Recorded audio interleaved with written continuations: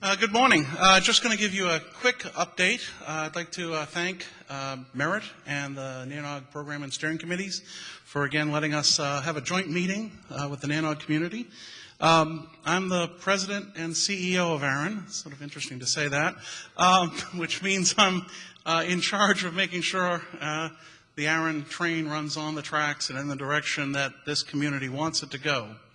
Along those lines, we have a number of important things happening this week. First one is that the NRO Number Council election is happening, and everyone who is registered for NANOG is able to vote in the NRO Number Council. The NRO Number Council is the group within the NRO that serves two very important functions. It is the 3 representatives from every region which are responsible for working together when we have global policies to make sure they're appropriate, uniform in all the regions, and advance them to ICANN for ratification of global policies that'll get followed by the IANA. Second thing they do is they actually put, every now and then, someone on the ICANN Board of Trustees. So these are people who have to have a bit of vision about the global impact of policies, be able to travel and speak about what's happening in this region to other parts of the globe. Everyone in this community is able to vote in these elections. These elections are open. And we have 2 candidates, Babak Pastar and Louis Lee, in this year's election. If you go to the arin webpage and you click on the Vote Now, Register and Vote, you can do that. We also have Judd at the election help desk outside if you have any questions. Again, you don't have to be per se registered for arin or attending arin. You just need to be registered for NANOG. We're also doing a number of joint things with Merit this week. Join us tonight for the Open Policy Hour in this room.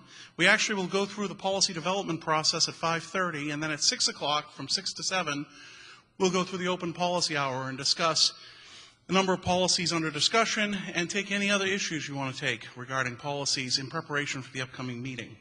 We also are sponsoring, right at the close of that, a happy hour at the Rotunda on the 16th floor, and that will be starting at 7 o'clock.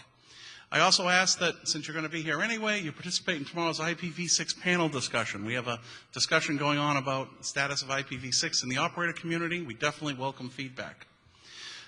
If you can, stay for the arin meeting. The arin meeting runs through Friday. We're going to discuss a number of interesting policies that are on the docket.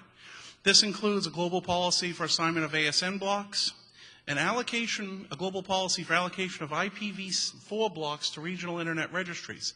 This policy has some interesting implications because it sets what happens to returned blocks, and it also sets how returned blocks are divided up and used by the RIRs when there isn't much space left.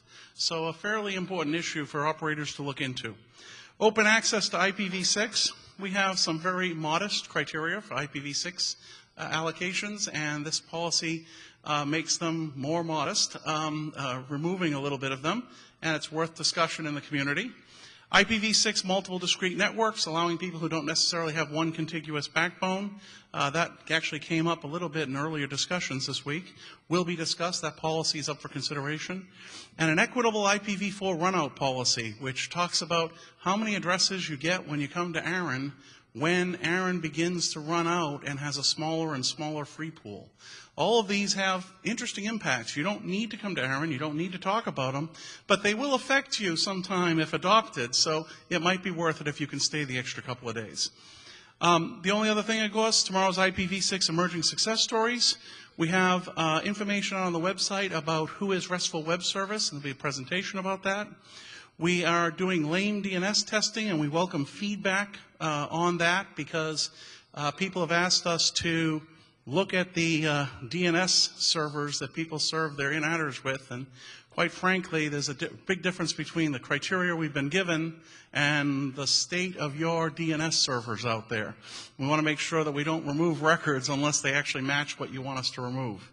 And finally, we'll have some discussion of the use of arin templates. Arin has a consultation process ongoing right now about the fact that over time, as we have more and more automation and more direct access to the systems, we're wondering whether or not you want to maintain email-based access for all the various record types that you're doing today. So those are areas that we need feedback from the operator community that will be discussed in Arin over the next 2 days. That's all I have. Thank you very much.